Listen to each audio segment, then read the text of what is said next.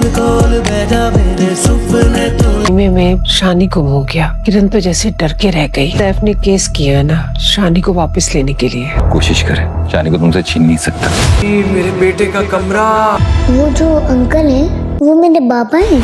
से बात करें आपके पोते से। अंकल जो है ना वो आपके कुछ नहीं लगते। फिर तुम मुझे औलाद दे सकते, लेकिन अब जो तुम कर रहे हो ना वो सिर्फ और सिर्फ तुम्हारी एक जिद है।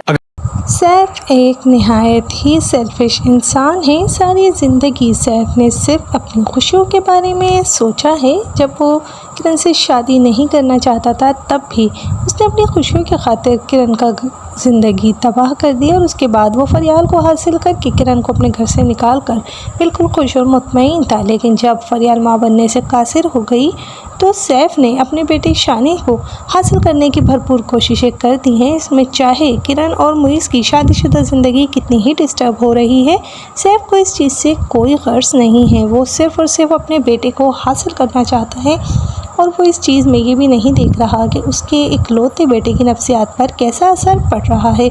सैफ जब वलीमे वाले दिन शानी को अपने साथ ले जाएगा और उसे समझाएगा कि वो उसका बाबा है तो शानी के जहन पर यह चीज़ अजीब ही तरीके से असरअंदाज होगी। वो वापस आने के बाद किरण से पूछेगा कि वो अंकल कौन है, क्या वो उसके बाबा हैं, जिस पर किरण उसे एकदम से डांट देगी कि वो अंकल उसके कुछ भी नहीं लगते हैं और ना ही वो उसके बाबा हैं। ये बात शानी को जहन में रखनी चाहिए।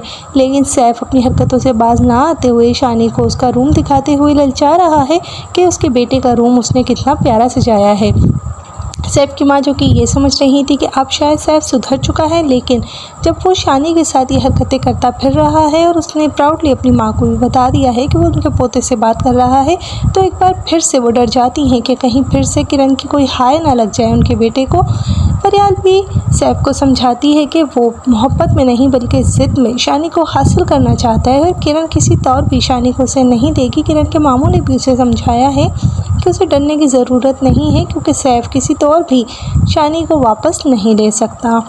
अब फरियाल के ये बात समझाने पर कि वो शानी का पीछा छोड़ दे, सैफ ने फरियाल को ही ताना दे दिया है कि वो उसको औलाद नहीं दे सकती, जिस पर फरियाल एकदम से खामोश हो जाती है क्योंकि वो ये नहीं सोच रही थी कि सैफ उसे ऐसा कोई ताना देगा। लेकिन फरियाल भी जो कि खुदगर्ज रही है अपने रिश्ते को लेकर, अब जब सैफ ने भी खुदगर्जी दिखाई है उसे तो उसका तो मुँह ही खामोश हो गया है कि अब वो किसी को क्या ही जवाब दे सकती है। आगे आने वाले एपिसोड में शानी सैफ को मिलेगा या नहीं, ये जानने के लिए चैनल को ज़रूर सब्सक्राइब कीजिएगा। शुक्रिया।